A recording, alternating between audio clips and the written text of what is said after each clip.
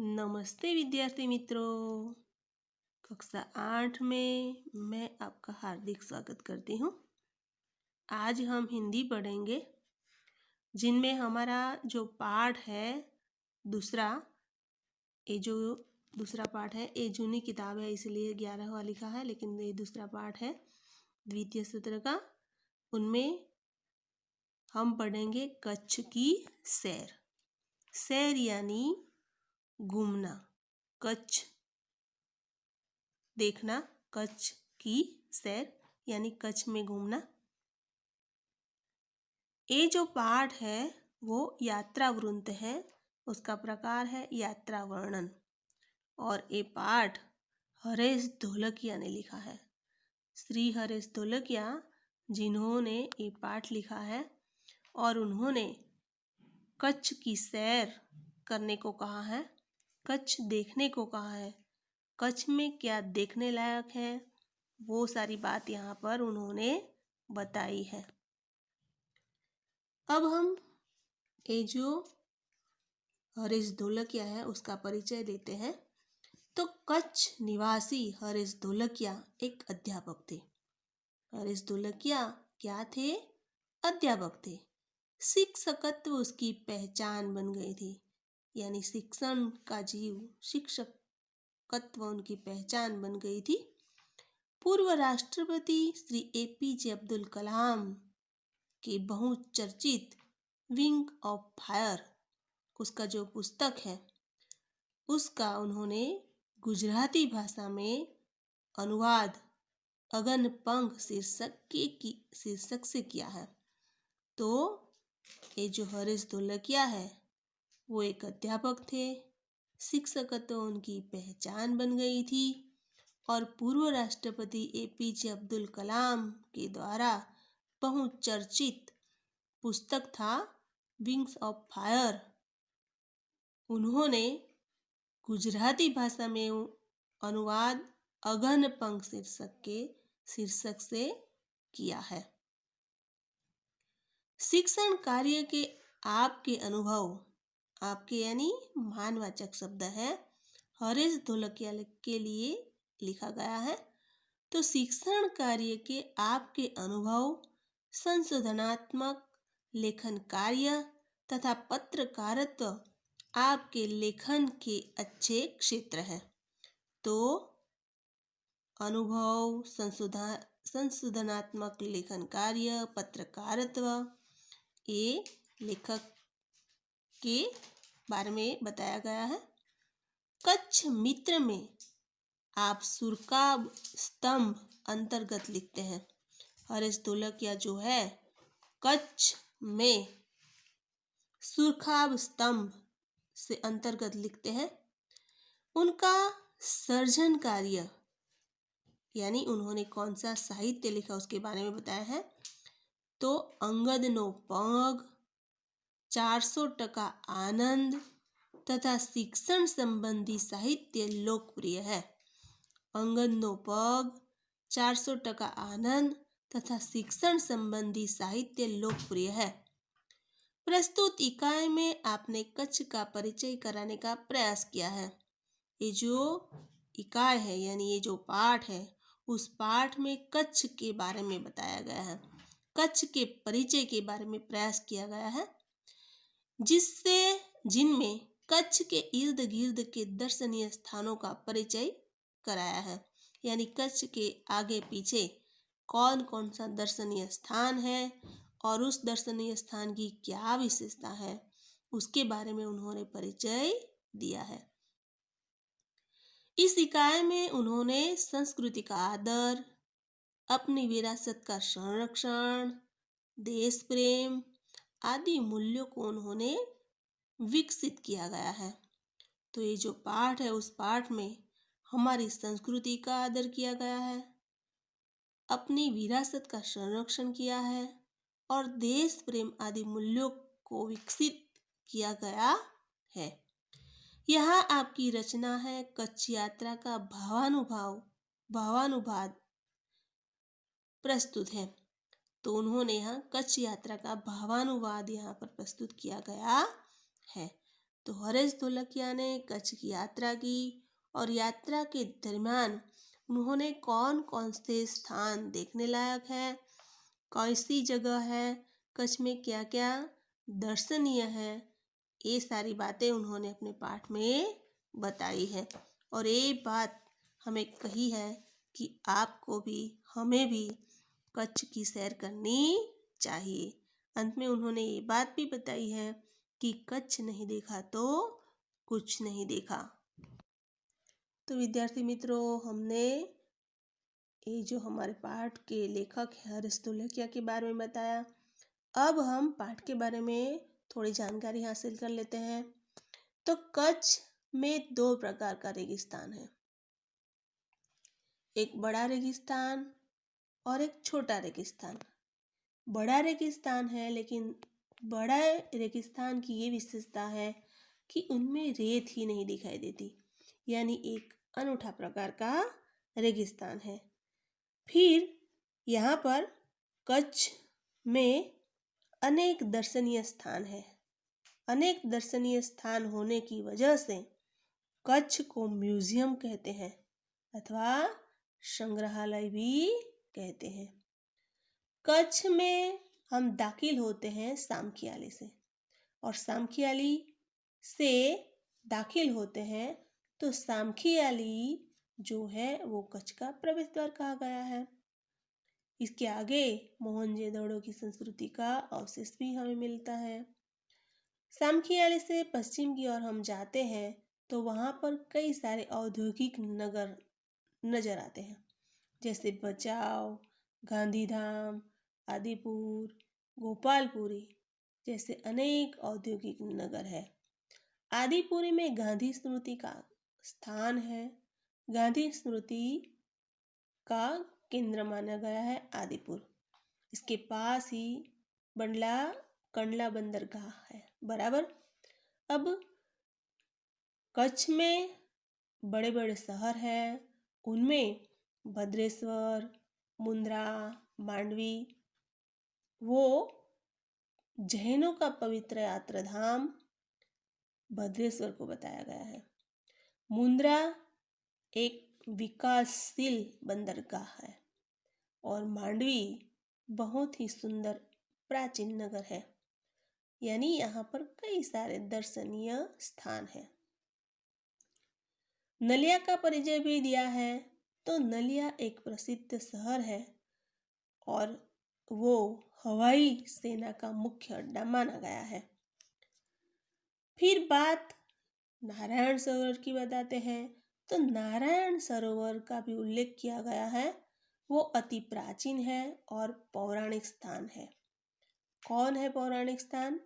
नारायण सरोवर। कोटेश्वर का यहाँ पर बहुत महत्वपूर्ण बताया है और वो कोटेश्वर दर्शनीय मंदिर भी है। वहाँ से सूर्योदय और सूर्यास्त का बहुत नज़ारा देखने को मिलता है। सूर्य उदय होता है और सूर्य अस्त होता है, तो वहाँ पर हम अच्छी तरह से देख पाते हैं। लखपत की बात बताई उन्होंने। तो लखपत गुरु नानक पधारे थे, यानी ये वो प्राचीन स्थान है और किसी समय यहाँ पर गुरु नानक पधारे थे ऐसा माना गया है और यह भूमि उनकी चरण रस से पावन बनी हुई है ऐसा कहा गया है।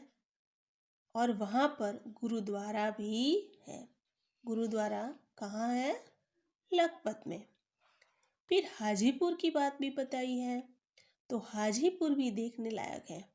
वहाँ पर मुस्लिमों के लिए श्रद्धा का केंद्र है। जो भी मुसलमान हैं वो लोग हाजीपुर में हज की यात्रा करने के लिए जाते हैं। पास ही नक्त्राणा भी है, जहाँ पर हम प्राकृतिक दृश्य देख सकते हैं। भुज की बात भी कच्छ की सैर में बताई गई है। तो कच्छ में जो भुज है वो मुख्य केंद्र है। भुज में अनेक दर्शनीय स्थान देखने को मिलेंगे, जैसे आईना महल है, प्राग महल है, टावर है, स्वामीनारायण मंदिर है, हिल गार्डन है, वो सब आपको भुज में देखने को मिलेंगे। हमीरसर तालाब भी है वहाँ पर और विश्वविद्यालय भी यहाँ पर आपको देखने को मिलेंगी। कच्छ में और भी देखने लायक कई चीजें हैं, जैसे काला पहाड़। तो काला पहाड़ एक दर्शनीय स्थान है जहाँ पर रणोत्सव का आयोजन होता है। फिर जेसल तोरल की समाधि भी आपको कच्छ में देखने को मिलेंगी और उसका मंदिर भी कहा गया है। अंत में जब सूरजबारी स्थान आता है तो ऐसा माना जाता है कि सूरजबारी कच्छ की यात्रा वहाँ पर पूर्ण होती है। तो कच्छ की यात्रा का समाप्ति स्थान सूरजबारी को माना गया है। तो विद्यार्थी मित्रों, मैंने ये सारी बात बताई कि कच्छ में देखने लायक क्या है। बराबर, आप भी अपने परिवार के साथ कच्छ अवश्य देखने जाए। बराबर, वहाँ पर कई ऐसी घटनाएं हैं, ऐसे दर्शनीय स्थान हैं जो आपको देखने को मिलेंगे। अब हम पाठ की ओर आगे बढ़ते हैं। तो विशाल भारत में अनेक दर्शनीय प्रांत हैं। विशाल भारत में अनेक दर्शनीय प्रांत हैं। तो दर्शनीय का अर्थ है देखने लायक। विशाल भारत में अनेक दर्शनीय प्रांत है, यानी देखने लायक प्रांत यानी एरिया। बराबर, तो देखने लायक स्थान है। सबका अपना अपना अलग महत्व एवं सौंदर्य है, यानी अनेक जगह देखने लायक है, उन सब का अलग अलग महत्व है, अलग अलग सौंदर्य है। गुजरात उनमें से एक अनूठा राज्य है और गुजरात जो है एक अनूठा राज्य है। अनूठा यानी अनोखा। बराबर, गुजरात एक अनोखा राज्य है।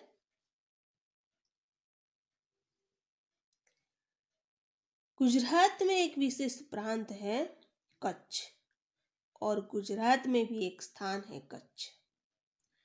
कच्छ गुजरात का अत्यंत रमणीय प्रदेश है।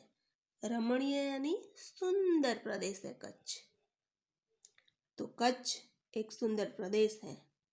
गुजरात में आए यात्रियों के लिए कच्छ एक आकर्षण का केंद्र है। गुजरात में जितने भी यात्री आते हैं उनके लिए एक आकर्षण का केंद्र क्या है? कच्छ है। कच्छ का पौराणिक महत्व भी कम नहीं है। पुराणों में, पौराणिक यानी पुराणों में, धार्मिक स्थान यानी पुराणों में भी कच्छ का महत्व बताया गया है।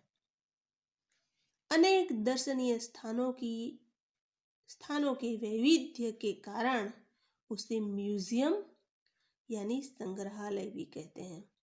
तो यहाँ पर विशाल भारत में अनेक दर्शनीय प्रांत हैं। उन प्रांतों में गुजरात एक अनूठा राज्य है और गुजरात राज्य में एक अनूठा प्रदेश है, रमणीय प्रदेश है कच्छ। आकर्षण के लिए गुजरात यात्रियों के लिए एक आकर्षण का केंद्र है गुजरात और उनमें भी कच्छ। कच्छ में पौराणिक महत्व, पौराणिक स्थान आपको देखने को मिलेंगे। अनेक दर्शनीय स्थानों के वैविध्य के कारण कच्छ को म्यूजियम या संग्रहालय भी कहते हैं। तो विद्यार्थी मित्रों, यहाँ पर भी प्रश्न बनता है कि कच्छ को म्यूजियम क्यों कहते हैं? बराबर, तो आपको जवाब में लिखता है कि अनेक दर्शनीय स्थानों के वैविध्य के कारण कच्छ को म्यूजियम या संग्रहालय कहते हैं। अब हम आगे पहुंचते हैं। तो कच्छ में प्रवेश करते ही हमें रेगिस्तान के दो रूप नजर आते हैं। जैसे ही आप कच्छ में प्रवेश करोगे तो आपको रेगिस्तान के दो स्वरूप दिखने को मिलेंगे। एक छोटा रेगिस्तान और दूसरा है बड़ा रेगिस्तान। बराबर, जैसे ही आप कच्छ में प्रवेश करोगे तो आपको रेगिस्तान दिखने को मिलेगा, और रेगिस्तान में भी एक बड़ा रेगिस्तान और एक छोटा रेगिस्तान। इन दोनों में रेगिस्तान जैसा कोई लक्षण नहीं दिखाई देता, यानी रेगिस्तान नाम कहा गया है, लेकिन वहाँ पर आपको रेगिस्तान यानी ऐसे रेत आपको नहीं दिखने को मिलेगी। रेगिस्तान जैसे कोई लक्षण नहीं दिखने को मिलेंगे, यानी वहाँ पर रेत ही नजर नहीं आती, यानी वहाँ अनूठा रेगिस्तान है। बराबर। तो विद्यार्थी मित्रों, यहाँ पर भी प्रश्न बनता है कि कच्छ के रेगिस्तान की क्या विशेषता है। तो कच्छ के रेगिस्तान, एक छोटा रेगिस्तान और दूसरा बड़ा रेगिस्तान। रेगिस्तान नाम रखा है, लेकिन वहाँ पर रेत ही नजर नहीं आती, यानी अनूठा रेगिस्तान है कच्छ। अब हम कच्छ में प्रवेश करते हैं तो सामखियाली से प्रवेश करते हैं। तो यहाँ पर सामखियाली को कच्छ का प्रवेश द्वार कहा गया है। बराबर। तो यहाँ पर ये भी प्रश्न बनता है कि कच्छ का प्रवेश द्वार किसे कहते हैं। तो विद्यार्थी मित्रों, आपको लिखना है कि सामखियाली को कच्छ का प्रवेश द्वार कहते हैं। कच्छ की यात्रा का प्रारंभ सामखियाली से होता है। बराबर। यहाँ से उत्तर दिशा की ओर हम यात्रा का प्रारंभ करते हैं, तो वहां पर रापर से धोलावीरा पहुंचते ही हमारी प्राचीन संस्कृति मोहेंजोदड़ो का स्मरण हो जाता है। यह स्थान 5000 वर्ष के अवशेषों का हिस्सा है। इस प्राचीन नगरी के दर्शन से ही हम चकित रह जाते हैं। हमें प्राचीनता में आधुनिकता के दर्शन मिलते हैं। तो यहाँ पर ये जो पैराग्राफ है, उस पैराग्राफ में आपको ये बात बताई है कि कच्छ का प्रवेश द्वार किसे कहते हैं। तो विद्यार्थी मित्रों, कच्छ का प्रवेश द्वार हम सामखियाली को कहते हैं। बराबर। वहां से कच्छ की यात्रा प्रारंभ होती है। यहाँ से उत्तर दिशा की ओर आगे पहुंचते हैं, तो वहां पर रापर से धोलावीरा पहुंचते ही आपको प्राचीन संस्कृति मोहेंजोदड़ो का स्मरण हो जाता है। यह स्थान 5000 वर्ष के अवशेषों का हिस्सा है। इस प्राचीन नगरी के दर्शन से ही हम चकित रह जाते हैं। इस प्राचीनता में आधुनिकता के दर्शन दिखने को मिलेंगे। सामखियाली से पश्चिम की यात्रा करते हुए हमें भचाऊ नजर आता है, जो बड़ा घाव है, और वो घाव ऐसा लगता है जैसे नगर हो। वहां से गांधीधाम औद्योगिक कारखानों का शहर है। वहां से गांधीधाम औद्योगिक कारखानों का शहर है। कौन औद्योगिक कारखानों का शहर है? गांधीधाम। यहाँ सिंधी प्रजा पाकिस्तान से आकर स्थायी हुई है, और गांधीधाम में सिंधी प्रजा पाकिस्तान से आकर स्थायी हुई है। गांधीधाम आदिपुर और गोपालपुरी उद्योगों के कारण विकसित हुए दिखाई देते हैं। तो गांधीधाम, गोपालपुरी और आदिपुर उद्योगों के कारण विकसित हुए हमें दिखाई देते हैं। आदिपुर में गांधी स्मृति का स्थान है तथा पास ही कंडला बंदरगाह है। कंडला का विकास वहां की प्रजा के लिए महत्वपूर्ण है। तो यहाँ पर आपको प्रश्न पूछा जाता है कि गांधीधाम की क्या विशेषता है। बराबर। तो गांधीधाम औद्योगिक कारखानों का शहर है। वहां पर सिंधी प्रजा पाकिस्तान से आकर स्थायी हुई है। गांधीधाम में आदिपुर और गोपालपुरी उद्योगों के कारण विकसित हुए दिखाई देते हैं। आदिपुर में गांधी स्मृति का स्थान है और पास ही में कंडला बंदरगाह है। बराबर। तो गांधीधाम की क्या विशेषता है? गांधीधाम औद्योगिक कारखानों का शहर है। वहां पर सिंधी प्रजा पाकिस्तान से आकर स्थायी हुई है। बराबर। तो विद्यार्थी मित्रों, यहाँ तक हम रखते हैं। अब हम आगे जो पाठ है आपको पढ़ना है, शब्दार्थ भी लिखना है। अब हम अगले वीडियो में मिलेंगे, तब तक के लिए नमस्ते।